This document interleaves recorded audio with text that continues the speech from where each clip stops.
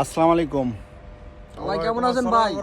এই যে আমরা হচ্ছে সব বন্ধু ভাই ব্রাদার বাংলাদেশের অনেক কষ্ট করে অনেক দূর থেকে প্রায় 12, 13, 14, 15 কিলোমিটার দূর থেকে আমরা স্কুলে আসছি। তো স্কুলে এসে সবার কেমন লাগতেছে? আলহামদুলিল্লাহ। সাগর ভাই কথা বলেন না কেন? ভাই বাংলাদেশ থেকে পড়ালেখা সারিয়ে এই দেশে ভর্তি হয়েছি, কেমন থাকতে পারে অনুভূতি আমি বলবো না কিছু। ভাই অনুভূতি আসলেও অস্থির, ম্যাডাম সুন্দর ভাই। ম্যাডাম দেখলে ভালো লাগে, আপনার ভালো লাগে ম্যাডাম? জানলে তো মানুষ হাসবো যে বুড়া বয়সে লেখাপড়া করতে হয়েছে।